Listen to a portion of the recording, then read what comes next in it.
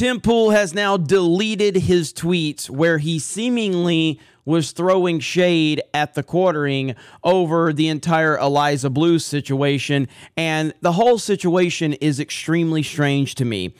Tim Pool had Eliza Bleu on his channel just a few weeks ago. She was already gaining a lot more prominence than she previously had, especially with her interactions with Elon Musk over the last several months. But when she appeared on Tim Pool, it really opened her up to an entirely new audience as well, because Tim Pool has a massive following, especially on his live show every night. I watched that episode, and I gotta say, it was hard to not see right through her when she was running her mouth, and a lot of this was her anti-Andrew Tate nonsense, and she said she had met with his victims and that she believed all of them immediately without any doubt whatsoever, and that to me was a big red flag right there. I didn't know much about her at that point in time. I had seen a lot of her interactions with a lot of right-wing people, but since the entire story has broken recently with Eliza Bleu seemingly being part of this new Twitter censorship program, and as much as a lot of us were in favor of Elon Musk, and I'm still very much in favor of Elon Musk owning Twitter and running Twitter, it is a better platform than it was previously, but there are the same set of problems, just with a new group of people that are executing these problems with the censorship. And it's a big story that normally Tim Pool would be covering. He would 100% be covering this. This isn't just a drama situation. This is a news story that should be highlighted all over the place. But a lot of the usual suspects that love to cover these censorship stories are not touching this one, and that's because Eliza Bleu has been a darling of the conservatives or the right wing, and Tim Pool won't really touch this story. Now, he does have a reporter that he has deployed that was with her while a lot of this was going on in the last week, which I'm very interested in that.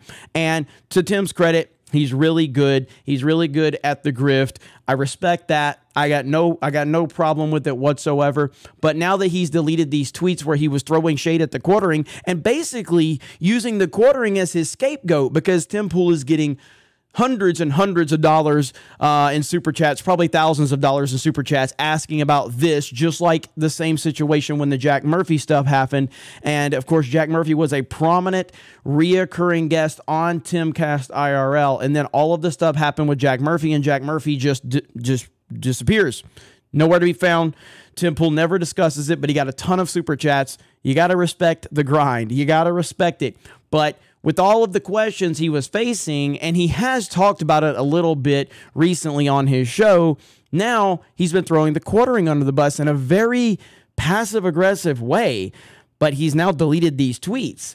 Now, this is one of them right here. We had At the Quartering booked for last night, and he bailed on us. We've had Shane Cashman working on the story. People are mad at us. Should we stop covering the story? Seems like this may be the best approach. You can't appease a mob. So now he's basically trying to backpedal and not cover the story at all while using the quartering as his scapegoat. But then he deletes the tweet because he got too much backlash on it. There's also another one right here. Now this one, as soon as I click on it, it's probably going to disappear. So we're going to read it before I do that. People want us to talk about the Eliza Bleu story. We had the quartering booked for yesterday, but he booked in a month in advance. He flaked on us, his words. He can come on anytime and we will find a new date. Y'all want a show about it, and we had it timed perfectly, but it fell apart. This is so disingenuous right here. This is so disingenuous. They did have the quartering booked, but a month in advance. This story only broke in the last week or two, and it's only intensified in the past week. So having him booked had nothing to do with Eliza Bleu. It's very disingenuous. Maybe this will trick Jeremy into coming on the show. Quartering said, bring some commander decks. So he's trying to play it up. The quartering response, Tim is 100% correct. I did flake. I got too consumed in work and neglected to get back to his booker. No drama there.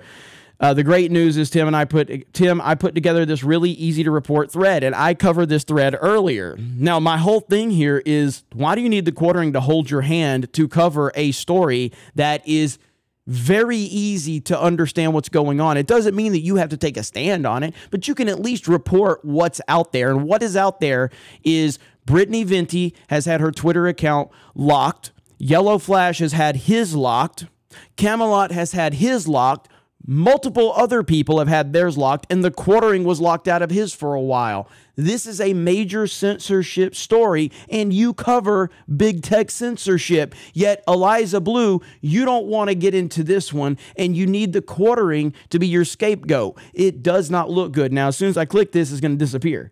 Or I guess when I refresh. Let me refresh. And yes, page does not exist, so it's gone. It's gone, and he's not going to address it because he never does that. So he deleted multiple tweets on the topic.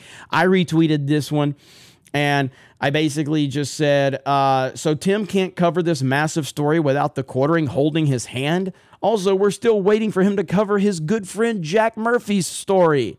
And that's never going to happen. Also tweeted this one out, a great meme, a meme that's always going to be funny. And yeah, so very frustrating to see him throw the Quartering under the bus. And I know the Quartering has made a video on it, and Jeremy's trying his best just to take the high road on this, and I respect that. And he talked about how he has a lot of travel anxiety, and he doesn't like to do a lot of traveling, and I respect that as well. But the way Temple's handling this, to me, is not good at all. This is a tweet here. After throwing Quartering under the bus and lying about how his writer has always been working on the story, Temple has deleted his tweet and is back to pretending he doesn't know about Eliza Bleu after being called out for it. Absolute coward. I do respect Tim Pool a lot. For some reason, and I guess it just happens this way, I continue to make videos and they're surrounding Tim Pool and his handling of certain situations. I respect the hell out of this guy. I really do. He's phenomenal at what he does. He's put together an incredible business. I really do respect him a lot. I don't like him, but I respect him. I respect what he's done, and I respect what he continues to do. And if I ever got a chance to meet him, I would shake his hand and say, I respect the fuck out of you, man. I really do. I wouldn't try to challenge him or anything like that. I'm not interested in going on a show or anything, but I do have big-time disagreements with him, but it doesn't change the respect that I have. But how he's handling this, not very good at all. So you guys let me know your thoughts in the comments below. Thank you very much for checking out this video, and we will talk to you later.